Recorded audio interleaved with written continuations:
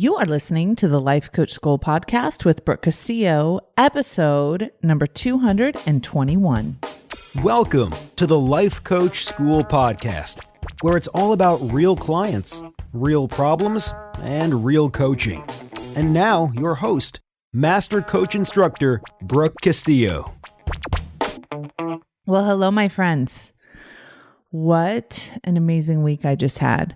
I just got done teaching my in-person coach training. And I have to tell you that every time I teach it, I think it's the best class. And then I have another class and it's like other level. And I will tell you that this class for sure was off the hook. We had over 20 instructors there, which was amazing, and so many incredible students who were so willing and eager, and we just had such a great time, and my staff was amazing. It was just off the hook. I loved it. And it was really nice because the way that we set it up this time was I just came and taught and then I left. So I was like really energized by the whole experience. I just felt like every day I had more energy than the day before, and I'm feeling amazing. So if you were there, I love you so much. That was so awesome. So exciting. So if you are interested in becoming certified as a coach, and if you think that sounds amazing, and even if you're terrified, please come to lifecoachschool.com and hit on certification and find out how you can get certified. It is by far the best certification on the planet, hands down. All right, today we're going to talk about possibility and imagination.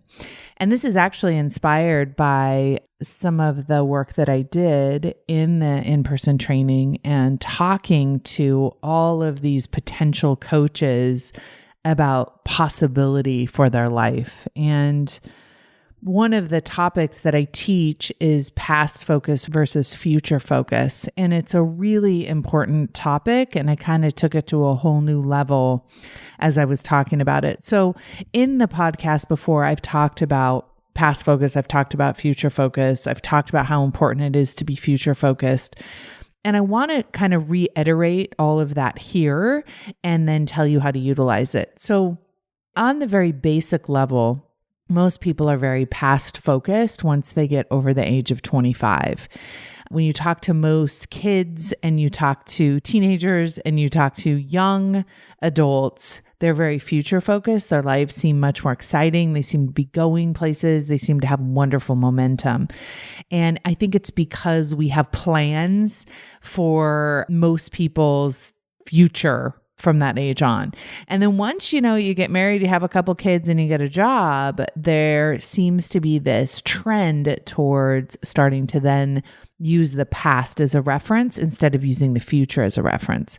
When you think about possibility and impossibility, you can see how different it is in a child's mind versus in a grown adult's mind in what they're envisioning for their life.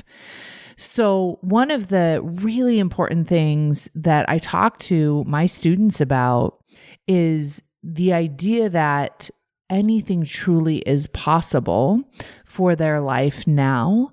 And the reason why they're not believing in their future is because they're trying to build their future from their past. And the material for you to build your future is not in your past. The material to build your future is in the future. And I know that that seems crazy, but I want you to think about possibility. I want you to, in a very simplistic way, imagine all of us in a cave together. And now we have houses. And now we have roads. And now we have cars. At the time when we were all in a cave together, sitting around a fire, those things were impossible. Those things didn't exist yet. So how did those things come into existence? We couldn't have referenced our past to create those things. We couldn't have looked to, well, what have we done before? Let's do more of that, because had we as a species done that, we would just have more caves. We would just have more fires. We wouldn't have homes.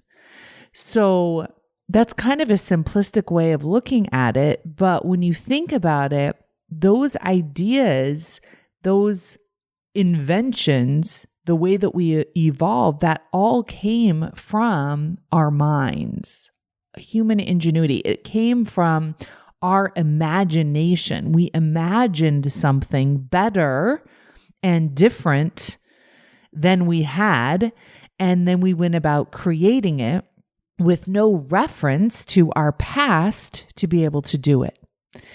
And for some reason, we don't evaluate the world like that. When we talk about the world, so many of my clients, when I talk to them about what's possible in their future, they want to know how to do it now. They'll say, I want to create this new thing in my life that I've never been able to create before. And I'll say, why don't you do it? And they'll say, well, I've never done it before, as if that's a reason not to do it. And then they'll say, I don't know how to do that, as if that's a reason not to do it. And that stops most people. Now imagine us back in the cave. Let's say, hey, let's design something better than this. Let's design better shoes. Let's design better fires. Let's create better caves. Had we thought, well, we don't know how to do that, we've never done that before, or we don't have a reference for it, we better just stick with what we have, we wouldn't be here. I wouldn't be looking at my iMac as I'm recording this. I certainly wouldn't have a microphone.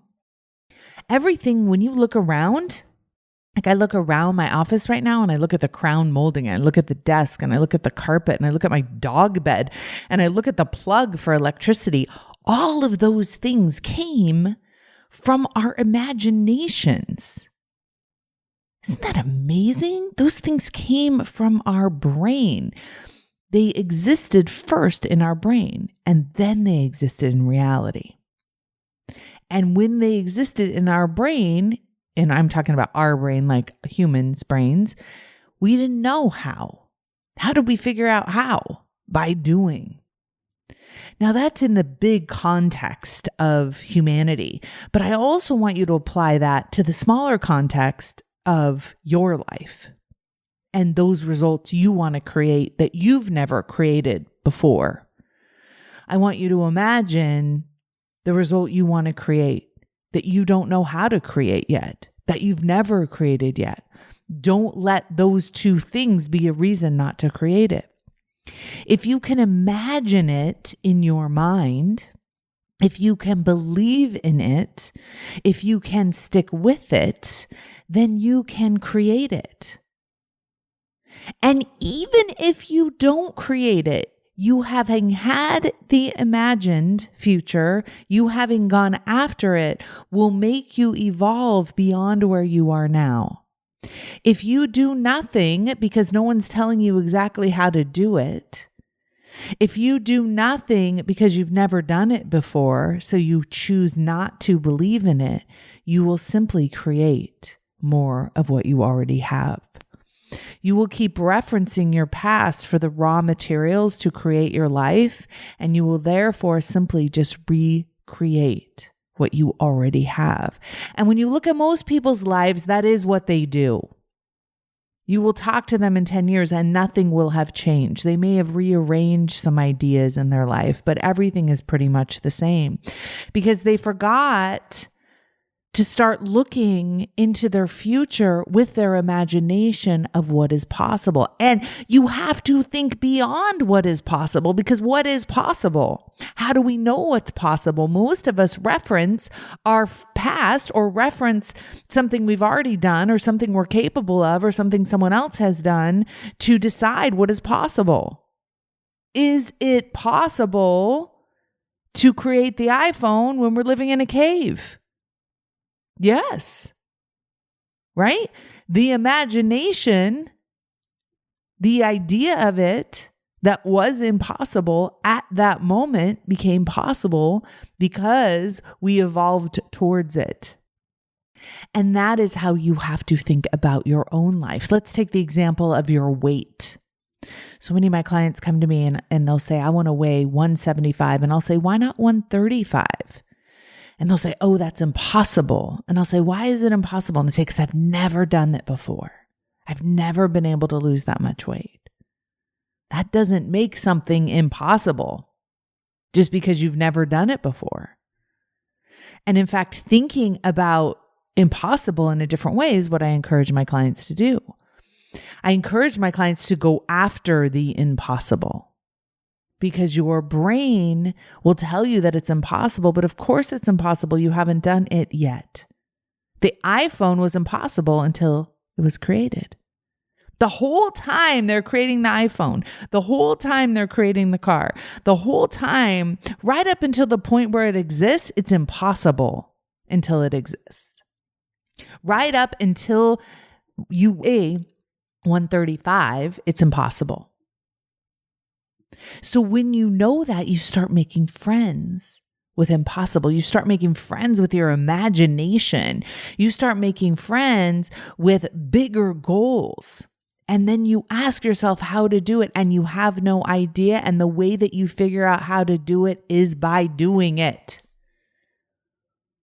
You figure out, I'm going to try this. Where do you look for what to do? Your brain will say, try this. That won't work. But you got to try it. And then you figure out, why didn't that work? And that's how you learn. And then you try something different. Why didn't that work? Oh, that's how you learn. Why didn't this part? Try something new. Why didn't that work? Why didn't this work? And then eventually, as you're learning by doing, you end up creating. That is how it works. We forget that, yeah? We're like, well, Google should know how to do this. And oftentimes Google does know how to do it. But sometimes Google doesn't know how to do it because it's never been done before. Then what do? I can't look on Google. How do you make $100 million as a life coach? There's no WikiHow for that. You know how I'm going to do it? By doing it. How are you going to do it? Remember the model. Your thoughts create your feelings, which create your actions, which create your results. Your thoughts create your results. If you want to have a result that you've never had before, you have to think a thought that you've never thought before. And you have to think it and you have to commit to believing it. So I was talking to my students and they said, well, how do you believe something that you don't yet believe? You commit to believing it. When you find the thought that you need to have to get the result that you need to create, you may not believe that thought yet. But you can commit to believing it. You can strive to believe it. You can start taking action from it. You can start visualizing it. You can live as if it is something you believe. If you've noticed with me on this podcast and with me in Scholars, when I'm teaching those of you who are in Scholars, I'm always talking about when I make $100 million. I'm always talking from, well, when I'm talking to my team, when we have enough clients that we're making $100 million, we're not going to be able to do this or that. We need to start building our infrastructure so we can manage that well. I am living from that future result. I am making decisions from that future result. I'm identifying myself from that future result. Who am I in that moment when I see that amount, and how do I make those decisions and living from that place? What am I thinking? What am I believing? How am I acting? How am I feeling? All of it in order to create that result. Remember that everything that you think can be your reality. It takes impossibility in order for something to be possible. When you first imagine that impossible thing, that is the beginning of making it possible. When you think about a possibility, you have created something that didn't exist before. It's a thing now. Here's how I want you to think about it for you. When you think about yourself at 135 pounds, you have created a possibility in your future. Your future only exists in your mind, and you have now created something in your future that wasn't there before. The way Dan Sullivan says it is your future is your property. You get to do with it in your mind whatever you want. Bleeped myself there, right? My future is in my own imagination. I claim my future. I am a woman. I am the highest paid life coach in the world because I'm an example of what is possible. I've created a school that has no competition. We over-deliver at such a high level. We teach tools at such a high level that we're not even in the same arena as any other life coach school. That is my future. That is the future that I own. And that is the shared future. And that's when you start getting really powerful, because not only do I believe in that future, but everyone who works for me believes in that future. So many of you all believe in that future. So now all of a sudden we're all believing in an idea that came from my imagination that didn't exist before, and now it exists.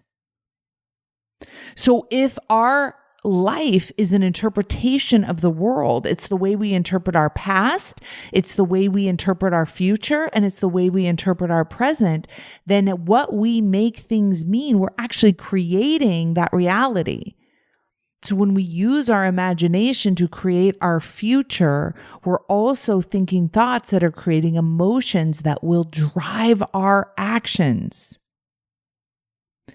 Now, I don't want you to think that this is some way far off skill that you've never been able to tap into. You tap into it all the time. Right now, you can imagine what you're going to do tomorrow, and you can believe in that with a huge level of certainty. You're probably going to wake up in your bed. You're probably going to get up. You're going to get yourself a cup of coffee. You're going to go to work. You're pretty confident. Now, you don't know that that's true, but you're committed to believing it. It gives you a sense of certainty and security. Maybe for some of you, it gives you a sense of dread. For some of you, it gives you a sense of excitement, but it doesn't really exist because it's your future. It exists as an idea that you live into.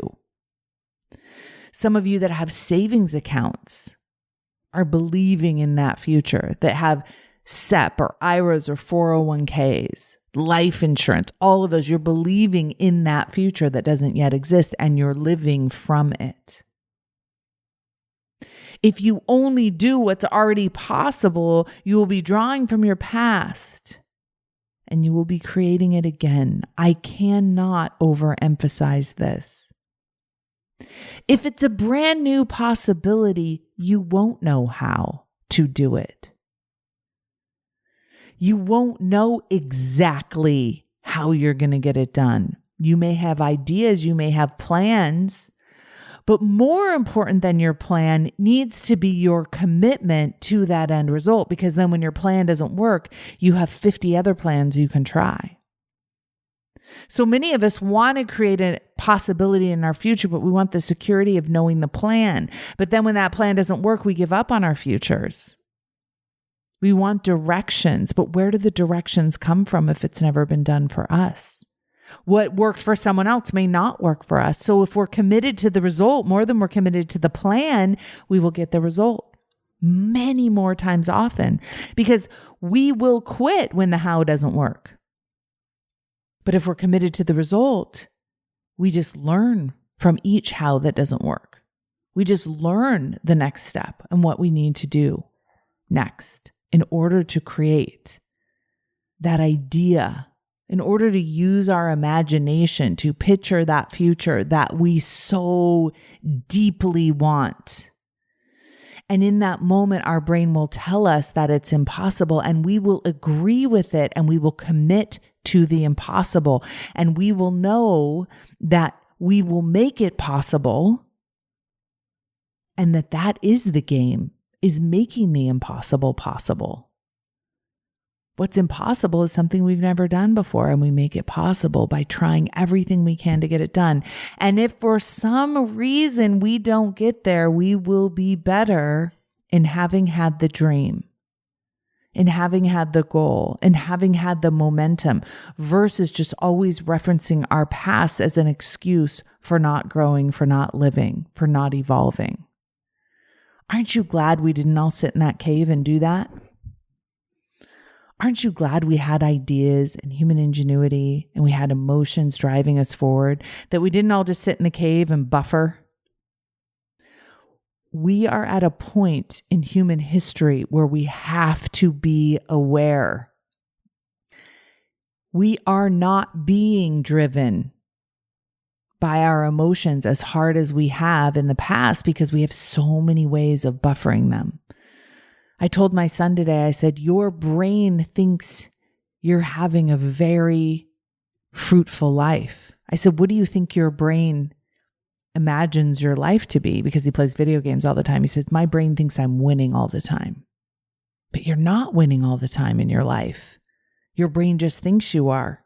When you're watching TV, what does your brain think is happening in your life? Our brains are programmed to drive us forward. But when we give our brain something to think that we're driving forward when we're not, it stops that momentum. When we give it stuff to buffer on, when we give it something to focus on, when we give it another way to win, it stops pushing us. It stops that momentum forward. And we have to be aware enough to know that we're going to stop evolving. We're going to stop picking impossible dreams if we turn to false pleasures, if we turn to buffering as a way to be comfortable because we don't like that nudging forward. I want to encourage each of you to set an impossible goal for yourself, to imagine a better future for yourself, and to be willing to feel the discomfort that must accompany that. The goal in life is not to avoid discomfort. In fact, in order to evolve, in order to do the impossible, in order to live into our future, we have to be willing to be uncomfortable long enough to not buffer away our lives. So I want you to think about what is in your imagination right now, because it really matters.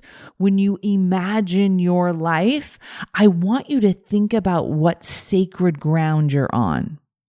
I want you to imagine all the people that have imagined our current life. They imagined possibilities. They imagined impossibilities and made them possible. And that's why I'm able to flip on a light switch. That's why I'm able to lock my front door and turn on my air conditioning and put a dog collar on my dog. Because somebody paid attention to their imagination. And I'm so grateful for the humans for doing that. And I want to make my contribution. I want to pay attention to my imagination. And here's what I want to tell you. What you imagine for your life matters. And it doesn't have to be something that you're imagining for the whole planet. It just needs to be, what do you imagine is impossible for you? And what do you want to take from the realm of impossibility into possibility? So let's say you start with your weight, like I did, and you make it possible to weigh what you want to weigh. And then you start imagining, like I did, that you could live in a world without alcohol, without buffering. And then you learn how to do that. And then you start recognizing, wait a minute, I took things that I thought were impossible and made them possible. And then you decide you want to make $1 million a year, which is the most impossible thing you ever could have imagined. And then you make that possible. And then you decide that you want to help hundreds of people get clean drinking water, like I did. And then you're able to do that because of the impossibilities that you've made possible. And when you get to that place where you understand, wait a minute, I have this ability. Why am I dreaming so small? Why am I imagining things that are small? I'm going to start imagining things that are bigger. I'm going to start letting my imagination explode with concepts and ideas, because now I understand that I am a person who knows how to make impossibilities possible. That is what I want for each and every one of you. And I want to leave you with one thing. What you imagine for your specific life is not better or worse than anyone else. What feels right and true to you is exactly what you're meant to do. Someone else may be meant to do something else with their life. They may be contributing in a different way. Stay in your lane. Stay focused on what's possible and impossible for you. That is my dream for all of us. In my imagination, I imagine a world where I look around into all of your eyes and you say to me, remember when I thought that was impossible? Because I'm telling you, there is nothing more fun than that. When a student comes up to me and says, I used to think this was impossible and now it's possible, I know for sure that I'm doing exactly what I meant to do with my life. Have a beautiful week, my friends. I'll talk to you next week. Bye-bye. Hey, if you enjoy listening to this podcast, you have to come check out Self-Coaching Scholars. It's my monthly coaching program where we take all this material and we apply it. We take it to the next level and we study it. Join me over at thelifecoachschool.com/join. Make sure you type in the lifecoachschool.com/join. I'd love to have you join me in Self-Coaching Scholars. See you there.